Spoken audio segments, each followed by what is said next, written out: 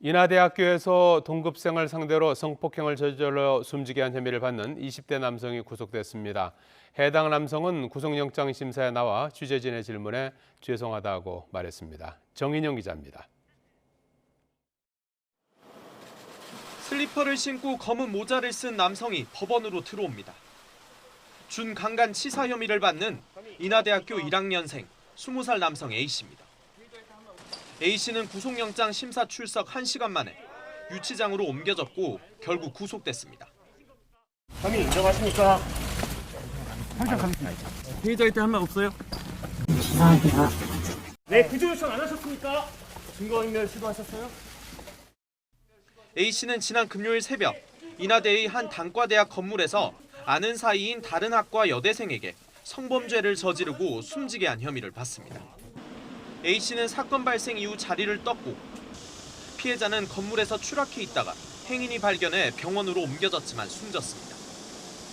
경찰은 현장 CCTV 등을 토대로 A씨를 조사하던 과정에서 혐의를 포착해 긴급 체포했고 A씨는 혐의 대부분을 인정한 것으로 알려졌습니다. 경찰은 A씨가 범행 이후 피해자의 옷가지를 범행 장소에서 떨어진 곳으로 옮겨두는 등 증거를 없애려 한 정황도 있다고 의심하고 있습니다. 특히 A씨가 피해자를 직접 밀어 추락시켰을 가능성도 열어두고 수사하고 있습니다. 사건이 발생한 건물 3층에서 술에 취한 여성이 혼자 추락할 수 있는지를 살펴보기 위해 당시 상황을 가정한 실험도 진행했습니다. 이에 따라 A씨의 신병을 확보한 경찰이 추가 조사를 통해 기존 치사에서 살인으로 혐의를 변경할 가능성도 배제할 수 없습니다. 다만 아직은 살인 고의성 입증이 쉽지 않다고 보고 있는 가운데 경찰은 별도로 추가 범죄 혐의가 있는지도 수사할 방침입니다. YTN 정인용입니다. 바람 불면 날아갈까, 비 오면 감기 들까, 애지중지 키워서 대학까지 보냈는데 주검이 되어서 돌아왔습니다. 이 뉴스 보시고 분노하고 또 찢어지는 부모 가슴에 공감한 분들 아마 많으셨을 거라 생각됩니다. 동급생을 상대로 성폭행을 저지르고 숨지게까지 한 인하대 1학년 남학생이 구속됐습니다. 준강간 치사 혐의를 받고 있습니다. 남성은 혐의 대부분을 시인했지만 고의성은 부인하고 있습니다. 고의가 없었다면 사고 직후에 왜 신고하지 않았던 걸까요? 신고할 정신은 없고 피해자 옷 일부를 다른 곳에 버릴 정도의 정신은 남아있던 것일까요? 먼저 정인용 기자의 리포트 보시고요. 이 사건 집중 파헤쳐보겠습니다. 혐의 인정하십니까? 피해자일 때 한 말 없어요? 네, 구조 요청 안 하셨습니까? 증거인멸 시도하셨어요? A씨는 지난 금요일 새벽 인하대의 한 단과대학 건물에서 아는 사이인 다른 학과 여대생에게 성범죄를 저지르고 숨지게 한 혐의를 받습니다. 특히 A씨가 피해자를 직접 밀어 추락시켰을 가능성도 열어두고 수사하고 있습니다. 사건이 발생한 건물 3층에서 술에 취한 여성이 혼자 추락할 수 있는지를 살펴보기 위해 당시 상황을 가정한 실험도 진행했습니다. 이에 따라 A씨의 신병을 확보한 경찰이 추가 조사를 통해 기존 치사에서 살인으로 혐의를 변경할 가능성도 배제할 수 없습니다. 네, 승재현 한국형사법무정책연구위원 나와 있습니다. 어서 오세요. 네, 안녕하십니까. 네, 저희도 자식 키우는 부모다 이런 말씀을 항상 하는데 부모로서 함께 또 분노하고 맞습니다. 피해자의 명복을 빌면서 이 사건 들여다보겠습니다. 자, 우선 이 남학생이 받는 혐의가요. 준강간치사 혐의입니다. 이게 강간치사와는 어떻게 다른 거죠?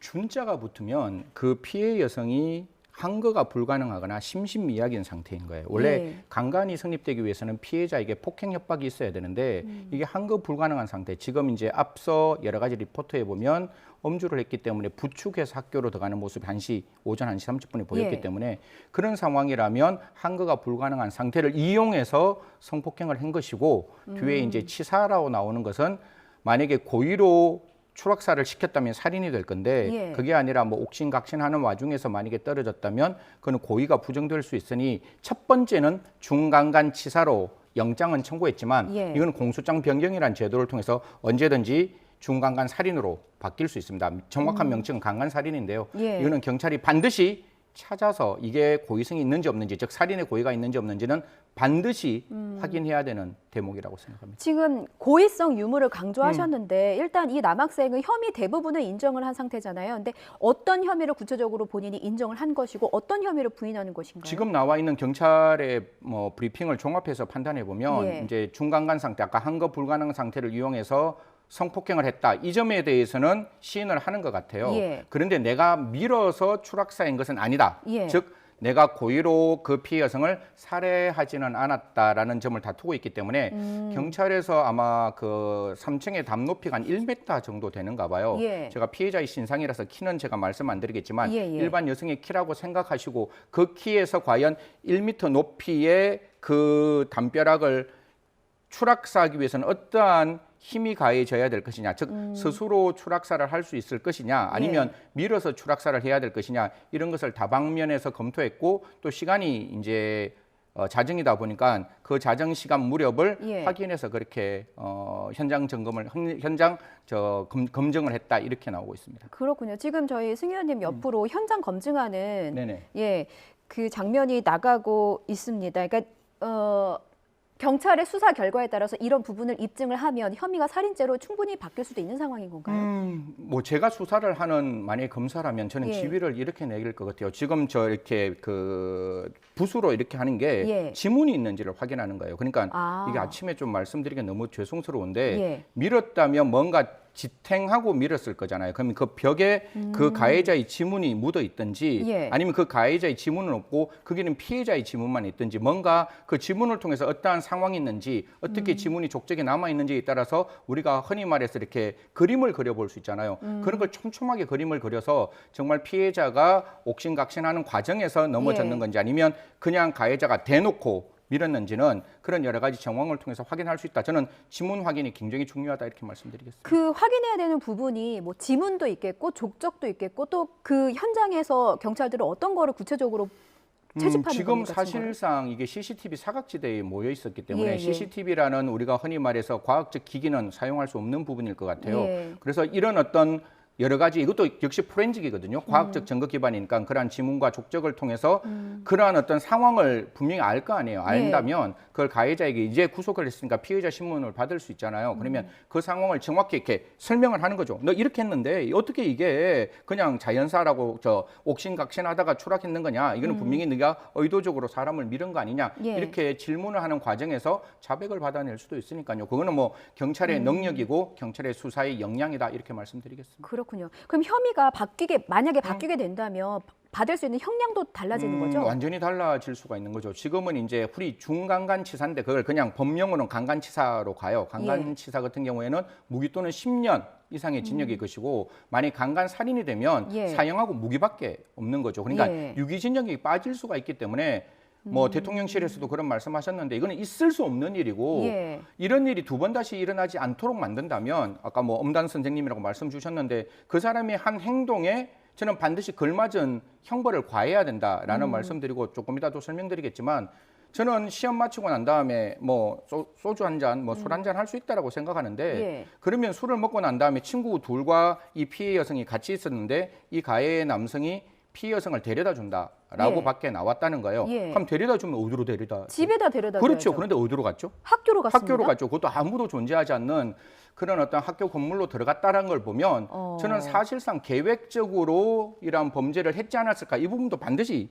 찾아봐야 되는 것이고 예. 범죄에서 형량을 올릴 수 있는 가중양형인자의 가장 대표적인 게 계획적 범죄예요. 예. 그러니까 처음부터 이거는 확인해야 되는 부분입니다. 처음부터 술을 먹여서 성폭행을 하려는 의도로 만약에 엄주 대치하게 만들었다면 우리 양형 기준에는 가중처벌하도록 되어 있어요. 그 자체로 그러니까 옛날에는 뭐 술 먹으면 뭐 심신미약이다 이렇게 봐줬는데 예. 그게 저도 진짜 미친 듯이 노력을 했는데 이제는 법이 완전히 바뀌어가지고 성폭력 특별법에도 술을 먹고 성폭행을 했을 때 감경하지 않을 뿐만 아니라 우리나라 양형 기준에는 그러한 어떤 의도적으로 술을 먹여서 성폭행에 이르게 되면 아무래도 그 성폭행이 좀 이렇게 심한 성폭행이 될 수 있는 가능성이 열려 있잖아요. 예, 예. 그래서 그 부분에 대해서 가중처벌하고 있기 때문에 어떠한 의도로 술을 먹었고 왜 데려다 준다라고 했는데 왜 학교로 갔는지 이 모든 것을 열어놓고 수사를 한다면 만약 그게 살인죄로 바뀐다면 저는 뭐 감히 지금 아직까지는 모르겠지만 예, 예. 적어도 우리나라 법정 최고형을 받아야 될 범죄가 아닌가 그렇게 생각합니다.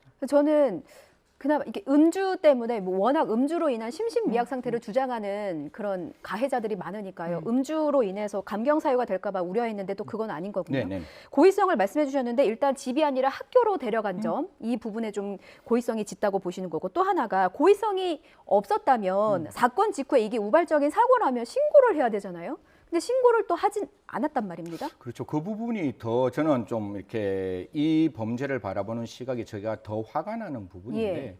신고하지 않고 휴대폰을 놓고 사실 이게 자수했는 게 아니에요. 예. 휴대폰을 놓고 있으니까 경찰이 그걸 확인했는 거예요. 전화를 하니까 그 사람이 그 가해자가 받았는 거예요. 예. 받고 난 다음에 이제 물어보니까 와서 그때서야 범행 일부를 시인했는 것이고 그러니까 조사를 받는 과정에서 그러니까 처음부터 자수를 목적으로 경찰에게 뭐 먼저 경찰과 전화했는 연락을 게 해서 한 게 아니라 예. 그리고 경찰이 연락하게 되고 또 문제는 지금 피해자의 그 여러 가지의 그뭐 이렇게 옷가지를 그 피해 현장이 아닌 다른 장소에 두었다라는 이야기가 나와요. 그러면 예. 증거인멸이거든요. 물론 자기 범죄의 증거인멸은 뭐 처벌하지는 않지만 이 또한 범행 후의 정황이고 범행 후의 정황도 양형 참작 사유에 판단될 수 있기 때문에 분명히 이것도 가중되는 양형 참작 사유다 이렇게 말씀드리겠습니다. 그러니까 이게 신고할 정신은 없었는데 피해자의 옷가지 일부를 다른 곳에 갖다 놓을 정신은 있었던 걸 보면 법정에서 뭔가 좀 정신 못 차릴 정도의 만취 상태였다라고 주장할 근거는 없는 거죠, 지금. 그럼 뭐 제가 봤을 때 아까 제가 말씀드렸다시피 애당초 처음부터 이제 심신미약 술을 먹고 성폭행을 예. 했을 때 심신미약은 적용 안 되는 안 되고, 것이고 예. 두 번째 중요한 것은 이렇게 이야기를 하는 것 자체가 어떻게 보면 자기가 범죄를 저지르는 것을 제대로 반성하지 않고 핑계대는 모습이기 때문에 예. 아마 제가 판사라면 그런 어떤 모습을 봤을 때 결코 피해자가 진지한 반성을 한다라는 생각은 들지 않고 오히려 자기 범행 정말 피지도 못한 꽃다운 대학교 1학년 여성을 무참하게 성폭행해서 사망에 이르게 예. 했음에도 불구하고 거기에 대해서 반성하지 않는 모습이라서 저는 굉장히 좀 죄질이 안 좋은 쪽으로 판단되지 않을까 그렇게 생각합니다. 엄벌을 모두가 원하고 있는 상황인데 그래도 법정에서는 법적으로 감형 사유라는 게 있잖아요. 예를 들어서 뭐 초범인 점, 그리고 뭐 나이가 어리다는 점, 또 뭐 재판 중에 뭐 반성문을 제출하고 이러면은 뭐 반성의 기미가 있다 이래서 감형 사유가 되기도 하잖아요. 이런 경우에는 어떻게 될까요? 양형 기준에 보면 감경하는 양형 기준이 있고 가중하는 양형 기준이 있어요. 예. 그럼 감경과 가중하는 양형 기준을 1대1로 매칭을 하는 거예요. 예. 그럼 초범이다. 근데 계획성 있는 범죄가 있다. 그러면 계획성과 초범이 이렇게 상쇄가 되면 없어지는 그런 상황인데 예. 지금 이 상황에서는 오히려 가중 사유가 더 많은 것이지 감경 사유가 많지는 않거든요. 예, 예. 감경 사유라면 언제나 초범이라고 이야기를 하는 그 초범은 성폭력 범죄에서는 국가가 그 범죄를 발견하지 못해서 초범인 거예요. 예. 그렇기 때문에 이게 초범이기 때문에 함부로 감경해서도 안 되고 어떻게 보면 국가가 암수 범죄라 그러잖아요. 예. 숨어 있는 범죄가 많은데 예. 그걸 발견하지 못했는 초범을 감경해서도 안 되고 반성문 자체만으로 감경해서도 안 된다 이런 말씀드리겠습니다. 예. 자, 이 사건으로 인해서 또다시 이제 분노를 자아내는 건 뭐냐면 인터넷상에 피해자 2차 가해 논란이 일고 있습니다. 이거는 있어서는 안 되는 일이잖아요. 제가 제일 염려하는 부분은 지금 이 피해자는 어떠한 귀책 사유도 없어요. 친구 만나서 맞습니다. 예. 같이 시험 마치고 난 다음에 즐거운 마음에 절대로 술 먹는 게 나쁜 게 아니에요. 예. 그거를 악용하는 가해자가 나쁜 거지 그런 피해자의 신상이 유출된다는 거는 저는 굉장히 잘못된 부분이고 만약에 피해자의 신상을 유출한 경우는 저는 오히려 이거는 정보통신망법 70조 분명히 비난의 목적이 있는 것 같아요. 예. 그 피해자에 대해서. 그래서 허위 사실을 유포했다면 가중처벌 받고 진실한 사실을 유포했다 할지라도 가중처벌 받을 수 있으니까 피해자의 어떤 2차 가해는 절대로 일어나서는 안 되고 국가기관에서는 그 2차 가해가 있으면 진짜 발본 세관에서 다 처벌해야 된다. 이런 말씀드리겠습니다. 2차 가해에 대해서 엄벌해 주시기를 저희도 같이 희망하는 입장이고 가해자 신상도 다니고 있습니다. 물론 화가 나는 마음은 충분히 이해하지만 가해자 신상을 유포하는 게 명예훼손죄 가능하죠. 예. 왜냐하면 지금 가해자의 신상을 노출하는 건 비난의 목적은 없을 거예요. 예. 가해자가 나쁜 사람이다 이래가지고 알려주는 거니까. 그래서 비난의 목적은 없지만 형법 307조 1항에 따르면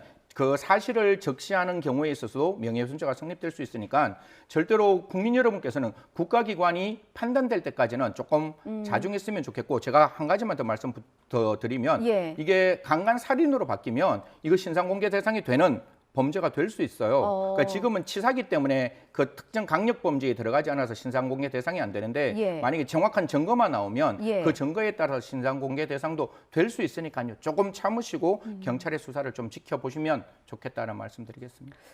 항상 학교는 안전한 곳이다라는 생각을 저희가 하고 있었기 때문에 학내에서 이런 범죄가 벌어졌다는 거에 대해서 모두가 좀 분노하고 있는 것 같고요. 실질적으로 수사가 어떻게 진행되는지 좀 지켜봐야 될 것 같습니다. 지난주에 일어난 안타깝고 또 전해드리기도 참 고통스러운 사건입니다. 20대 대학생이 성범죄 당한 뒤에 건물 3층에서 떨어져서 숨졌죠. 네, 동급생인 가해 남학생이 붙잡혀서 구속됐는데 자신은 직접 피해자를 밀진 않았다고 주장을 해서 현재 중강간 치사 혐의가 적용이 됐습니다. 경찰 출신 변호사죠. 박성배 변호사와 함께 사건 좀 짚어보도록 하겠습니다. 어서 오세요. 안녕하십니까? 안녕하십니까? 어서 오십시오. 사건을 짚어보는 것은 이제 교훈을 삼고 또 우리가 이제 알아야 될 대목들을 짚고 우리 사회에 전반적으로 뭔가 긍정적인 면으로 기여하는 그렇게 되기 위해서 이제 하는 것이죠. 우선 준강간치사죄라는 거 지금 아직 혐의입니다만 이게 어떤 것인지부터 좀 설명해 주십시오. 강간은 폭행 또는 협박으로 가늠한 경우에 성립하지만 중강간은 폭행 또는 협박이 굳이 필요하지 않은 상황, 즉 항거불능, 심신 상실 상태에서 가늠한 경우에 성립하게 됩니다. 네. 중강간 범죄가 성립함을 전제로 해서 이 과정에서 직접 살해했을 때는 중강간 살인이 되는 것이고 이 과정에서 사망에 이르게 한 경우에는 중강간 치사가 되는 것입니다. 일단 중강간 치사 혐의가 적용돼 구속영장이 발부됐습니다. 네. 그 당시 상황을 저희가 알 수는 없지만 어쨌든 지금 이 혐의를 가리는데 중요한 부분이 3층에서 밀었느냐 밀지 않았느냐 이 부분인데 네네. 일단 이 남성은 나는 밀지는 않았다 이렇게 주장을 하고 있는 거죠? 그렇습니다. 피의자 입장에서는 직접 밀지는 않았다고 주장하고 있습니다. 밀었다면 곧바로 중강간 살인 혐의가 적용될 수 있습니다. 상정해 볼 수 있는 상황은 여러 가지가 있습니다. 네네. 직접 밀었다면 중강간 살인 혐의가 적용되는 것이고 성폭행 과정에서 서로 신랑이 즉 직접적인 폭행 과정에서 추락하였다면 이 역시 중강간 살인 혐의가 적용될 수 있습니다. 그렇지만 성폭행 과정에서 피해자가 이를 피하다가 추락을 하였거나 피해자가 성폭행을 완료하거나 성폭행 과정에서 피해자를 상당히 추락하기 쉽게 방치해두다가 추락에 이르게 만들었다면 이때는 중강간 치사 혐의가 적용되게 됩니다. 또 한 가지의 가능성은 피의자가 잠시 자리를 비운 사이에 피해자가 추락하였거나 그와 무관하게 어떠한 이유에서든 피해자가 스스로 추락한 경우에는 살인, 치사 어느 혐의도 적용하지 못하고 중강간 혐의만 적용할 수 있게 됩니다. 네. 이게 CCTV에 찍혀 있는 것도 아니고 그 당시 상황이 참 수사하기도 쉽지 않겠다는 생각이 들던데 그 당시의 상황에 대해서요. 그렇습니다. 예. 경찰 출신이시니까 수사를 맡으시게 된다면 어떤 부분에 이게 주목해서 주안점을 두고 어떤 부분을 조사하실 것 같습니까? 이 사건의 경우에는 제3의 목격자나 객관적으로 당시 상황을 보여줄 수 있는 증거가 존재하지 않습니다. 그런데 둘이만 있었다는 거죠? 피해자는 네. 사망하였으니 피고인의 진술만 가지고 수사를 해야 하는데 피고인은 충분히 허위 진술을 할 가능성이 있기 때문에 그렇죠. 사실관계를 면밀하게 살펴볼 필요가 있습니다. 일단은 사망 원인과 관련해서 통상은 국과수의 부검 결과를 통해 살인인지 치사인지를 밝혀낼 수 있기는 합니다. 즉, 그 외력의 정도가 어느 정도는 살인의 고의를 가질 정도의 폭행이 있었음을 추단할 수 있는 사정이 됩니다. 그렇지만 이 사건의 경우에는 추락 자체가 직접적인 사인이었을 것으로 보입니다. 그렇다면 국과수 부검 감정 결과, 즉 사인 자체만 두고 살인인지 치사인지를 밝혀내기는 상당히 어려울 것으로 보입니다. 이때는 피해자가 존재하지 않는 이상 피고인의 진술이 당시에 구체적인 동선과 일치하는지 현장 검증을 통해 밝혀내는 수밖에 없습니다. 일단 경찰이 창틀과 외벽에서 지문을 채취하고 아마 DNA도 검출을 하였을 것으로 보이는데 네. DNA나 지문이 어느 장소에 어떻게 현출되어 있는지를 확인할 것입니다. 그리고 구체적으로 동선을 그려나가는데 그 과정에서 피의자로 하여금 현장에서 재현해 보게 할 것으로 보입니다. 즉 피의자의 진술이 당시 구체적인 정황과 부합하는지 피해자와 피의자의 정황 내지는 흔적이 여기에 남아 있고 시간 순서상 이러한 정황으로 사건의 그림이 그려짐에도 불구하고 그와 배치되는 진술이 존재한다면 이를 추궁하는 과정에서 피의자의 진술을 탄핵하는 절차를 밟아나가지 않을까 싶습니다. 네. 그러니까 하는 얘기가 실제 움직이는 동선과 이게 맞는지 좀 따져볼 것 같고. 예, 피해자와 피의자 둘만 있는 상황에서 피해자가 사망한 상태에서 현장 검증은 필수적이라고 보여지고 예. 뿐만 아니라 사전에 범행을 계획하였는지 여부도 조사할 가능성이 상당히 높습니다. 압수수색을 통해서 SNS나 혹시나 메모를 하였던 메모에 이 피해자에 대한 어떠한 감정 내지는 살인 범행 내지는 성폭행 범행을 계획하였다는 정황이 있는지 여부를 밝혀낼 뿐만 아니라 네, 네. 범행 후의 정황, 범행 이후에 피의자가 어떠한 행동을 하였는지 참고인들을 통해서 피의자가 평소에 어떠한 사고방식을 가지고 어떠한 행동을 계획하고 있었는지도 충분한 조사를 함으로써 피의자 진술을 탄핵해 나가는 과정을 밟지 않을까 싶습니다. 근데 이게 창문에서 밀었느냐 안 밀었느냐 이 여부가 진짜 핵심인 게 형량도 상당히 달라지는 거잖아요. 그렇습니다. 중간간 살인과 중간간 치사는 형량에 큰 차이가 있습니다. 우선 법정형에서부터 예. 중간간 살인은 사형 또는 무기징역입니다. 그렇지만 예. 중간간 치사는 무기 또는 10년 이상의 징역인데 실제로 권고되는 형량에도 큰 차이가 있습니다. 중간간 치사는 기본 권고 형량이 징역 11년에서 14년입니다. 여기에 범행 후 구호 후송을 하였다는 사정이 존재한다면 감형되지만 그 사정은 이 사건에서 보이지 않습니다. 그렇지만 중간간 살인의 경우에는 중대범죄 결합살인이라고 해서 살인의 5유형 중 4번째, 즉 2번째로 중한 살인으로 취급이 되게 됩니다. 이때 기본적인 권고 형량이 징역 20년 이상입니다. 예. 통상 일반 살인의 경우에는 전과가 없음을 전제로 징역 15년이 선고되는데 반해 중간간 살인의 경우에는 중대범죄 결합살인이므로 전과가 없다고 하더라도 곧바로 징역 20년 이상이 선고될 수 있는 사안이 되는 것입니다. 예. 네. 자, 이 여러 가지 가능성들에 대해서 이제 우리가 예단할 필요는 없겠고요. 수사를 통해서 진상이 규명돼야 되는 문제이고요. 이 피해자의 옷가지가 여러 다른 장소에서 발견됐다고 하고 네네. 그래서 증거 인멸하려고 한 것이 아니냐라는 게 추측이 나오고 있다고 하는데 어떤 가능성이 있는 겁니까? 옷가지를 여러 군데에서 발견됐다는 것은. 두 가지 가능성을 동시에 생각할 수 있습니다. 스스로 살인 범행을 야기하였기 때문에 증거를 인멸하기 위해서 그 증거가 현출될 만한 구체적인 옷가지들은 제3의 장소에 유기하였을 가능성도 충분히 배제할 수 없습니다. 그렇지만 또 한 가지 가능성은 네. 옷가지가 일부는 현장에 남아 있었음에도 불구하고 일부 옷가지는 다른 장소에 발견되었다. 즉 피의자 입장에서는 굳이 살인 범행까지는 계획하지 않았는데 의도치 않게 피해자가 사망하는 결과가 발생했습니다. 그렇다면 다급하게 자신이 어느 형태로든 개입하였다는 사실 자체를 드러내지 않기 위해서 적어도 성폭력 범행 시도가 드러날 만한 옷가지는 제3의 장소에 유기해야 한다는 급박한 판단을 하였을 가능성이 높습니다. 사실 양형 기준상으로는 이와 같은 사건이 발생했을 때 즉각 신고를 해서 범행 후 구호 호송을 하였다면 살았을 가능성도 존재하고 그러니까요. 살지 못했다고 하더라도 충분히 감형 사유로 삼을 수가 있는데 피의자는 그와 같은 판단을 하지 못한 것이죠. 계획하였든 계획하지 않았든 바로 신고를 안 한 거잖아요. 극단적인 상황이 발생하였기 때문에 예. 본능적으로 내가 이 범행, 어떠한 형태의 범행이든 이 범행을 숨겨야 한다는 다급한 마음에 자신의 휴대전화는 현장에 남겨둠에도 불구하고 일부 옷까지만 제3의 장소에 유기하였을 가능성을 배제하지 못합니다. 예. 근데 이런 사건 발생할 때마다 술에 너무 취했었다.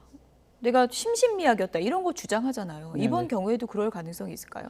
심신미약 주장이 받아들여질 가능성은 현저히 낮습니다. 그 이유가 술에 만취하였다는 것만으로 곧바로 블랙아웃 상태인가, 즉 심신미약으로 인정하지 않는 경우도 상당히 많습니다. 더더군다나 2018년 12월 형법이 개정되면서 심신미약이 인정된다고 하더라도 과거와 달리 형을 감경하지 않을 수 있게 되었습니다. 과거에는 심신미약이 인정되면 반드시 형을 감경했어야만 했습니다. 예. 그렇지만 형법 개정으로 심신미약 감경을 하지 않을 수 있고 그 이후에는 재판부가 되도록이면 술에 취하였다는 사정으로는 심신미약 감경을 하지 않는 경향이 상당합니다. 이는 변호인인 제 입장에서도 체감할 수 있을 정도로 최근에는 술에 만취한 것만으로는 심신미약 감경에 상당히 보수적, 인색한 태도를 보이고 있습니다. 그럼 어떤 기준으로 좀 더 이렇게 판별하게 되나요? 심신미약을. 심신미약 상태가 인정돼 감형을 할 정도가 되려면 네. 재판 과정에서 재판부는 온전히 자신만의 판단으로 판단하지는 않습니다. 필요하면 전문의의 감정 내지는 전문가들의 의견을 참작을 하게 되는데 그 과정에서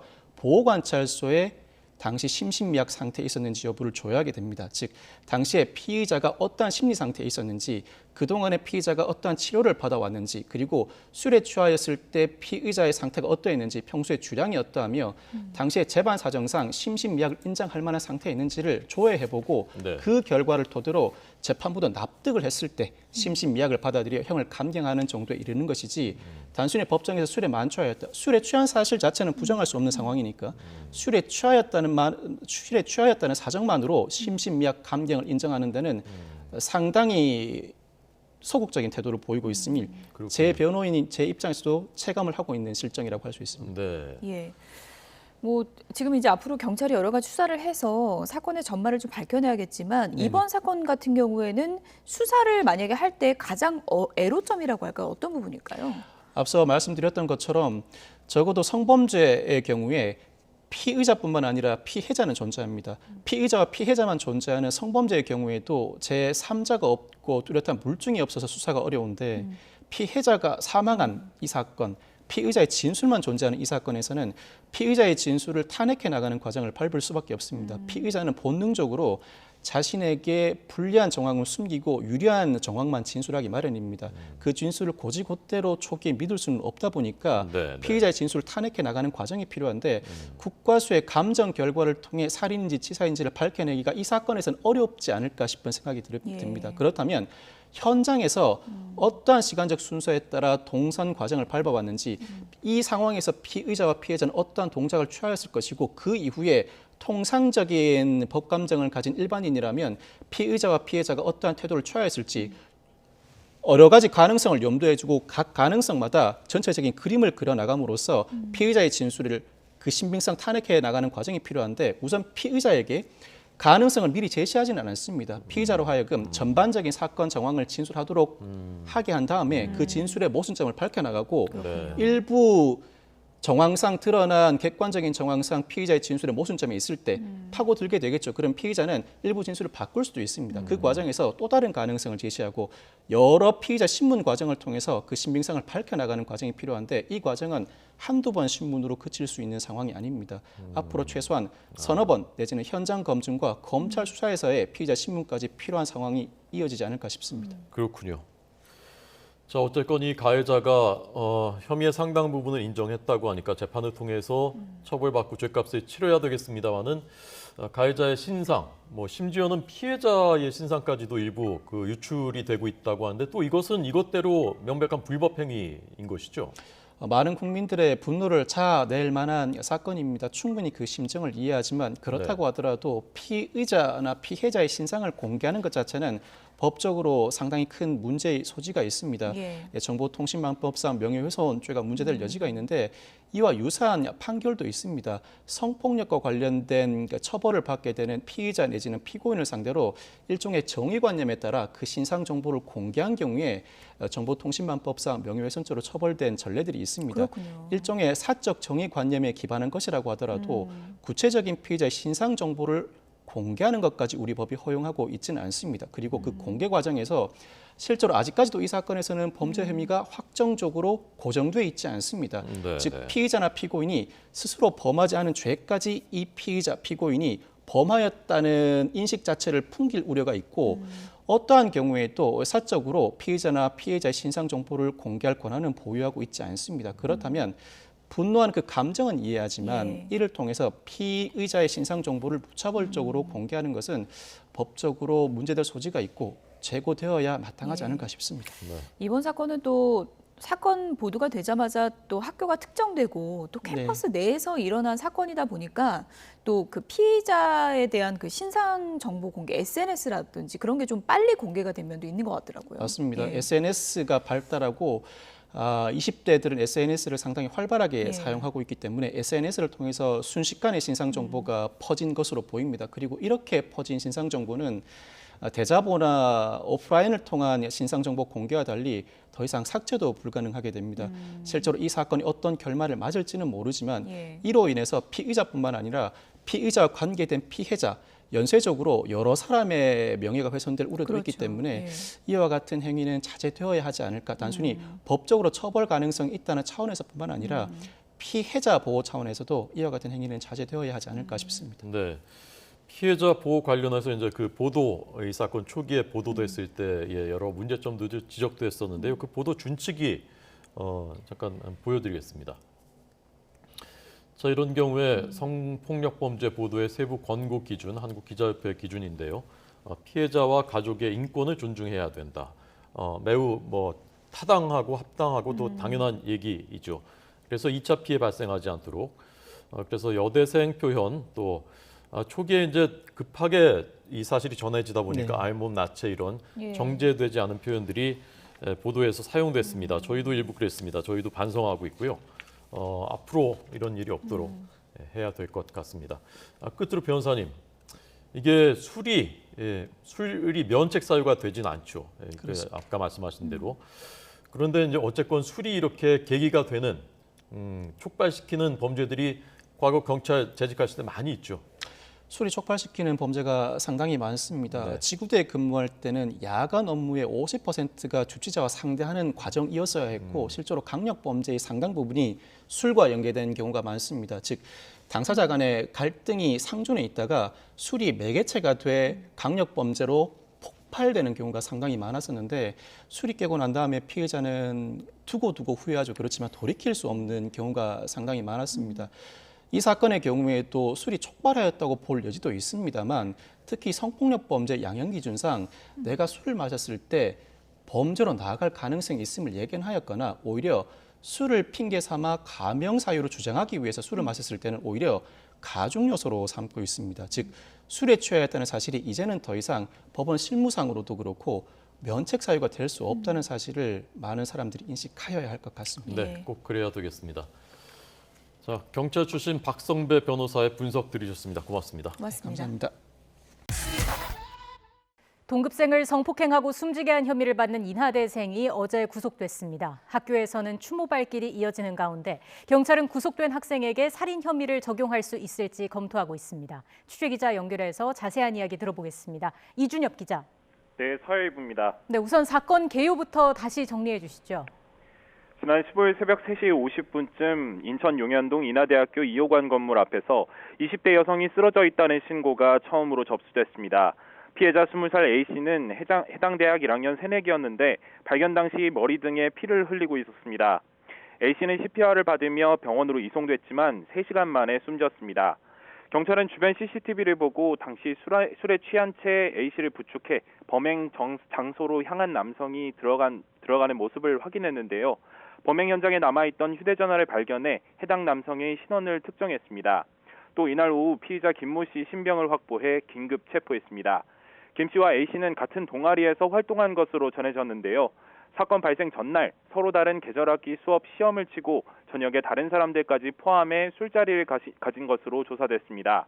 경찰은 교내 다른 건물 화장실에서 피해자 옷가지 일부를 발견했는데요. 김 씨가 증거인멸을 시도했을 가능성도 들여다보고 있습니다. 네, 현재 피의자에게 적용된 혐의는 뭔가요?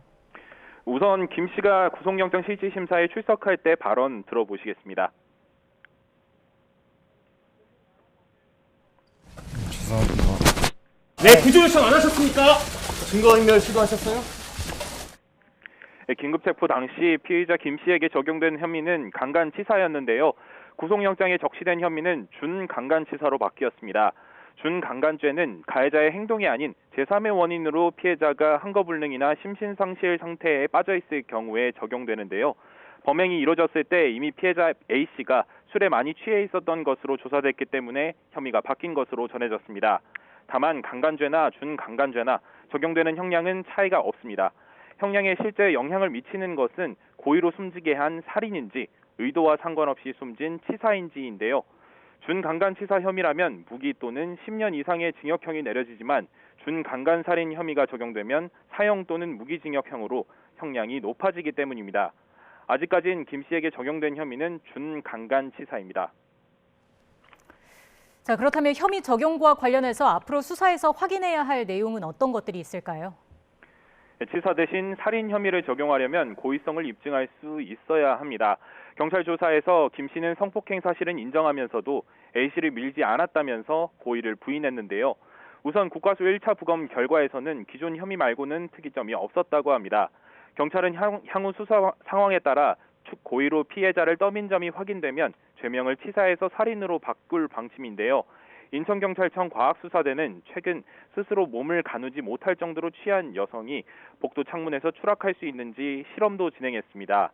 범행 시간에 맞춰 한밤중에 발생 장소인 건물 3층 복도 창문 밖으로 떨어질 수 있는지 확인한 건데요. 바닥에서 창문 틀까지 높이는 1m 정도로 두 사람이 실랑이 하는 등 여러 상황을 가정해 실험을 진행한 것으로 전해졌습니다. 경찰은 창틀이나 외벽에서 지문을 비롯한 유전자 정보도 채취해 감정을 의뢰한 상황입니다. 이 밖에 김 씨가 A 씨를 인적이 드문 학교 건물로 데려가거나 술을 마실 때부터 과음을 유도했는지 등 범행이 계획적이었는지도 쟁점이 될 것으로 보입니다. 네, 이런 가운데 인하대 안팎으로 추모 분위기가 형성되고 있다고요. 네, 학생이 가장 안전하게 느껴야 할 공간인 학교 캠퍼스 안에서 일어난 범죄라는 점에서 학교 안팎으로 안타까움과 분노의 목소리가 끊이지 않고 있는데요. 인하대 총학생회 비대위와 학교 교직원들도 잇따라 추모 성명을 냈습니다. 대통령실에서도 브리핑에서 다시는 이런 사건이 일어나지 않도록 법과 질서를 세우겠다고 입장을 냈습니다. 사건이 일어난 인하대 2호관 앞에는 추모 공간이 마련됐는데요. 학교 학생들뿐만 아니라 지역 주민들이 끊임없이 찾아와 고인의 명복을 빌고 돌아갔습니다. 메모지를 붙일 수 있도록 마련된 판은 추모의 글로 가득 찼고요. 음료수나 국화꽃을 직접 마련해 놓고 간 추모객들도 있었습니다. 추모 공간을 찾은 손님들은 비극적인 일이 다시 일어나선 안 된다고 입을 모아 이야기했고요. 대학원에 다니는 한 여학생은 연구실에서 자주 늦게 귀가하는 입장에서 남일 같지 않다고 우려하기도 했습니다. 추모 목소리 한번 들어보시겠습니다. 다시는 이런 일이 교내에서 일어나지 않았으면 합니다. 학생이 가장 안전해야 하는 캠퍼스라는 공간 안에서 두 번 다시는 이 학교 안에서 이런 비극적인 일이 없었으면 좋겠습니다. 자, 학교도 사건 후속 대책을 내놨다고요. 네, 인하대학교는 오늘 오전 총장 주재로 사건과 관련한 전반적인 대책을 논의했습니다. 2만 명 재학생들에게 원래 시행하는 것과 별도로 특별 성폭력 교육을 이수하도록 하기로 했고요.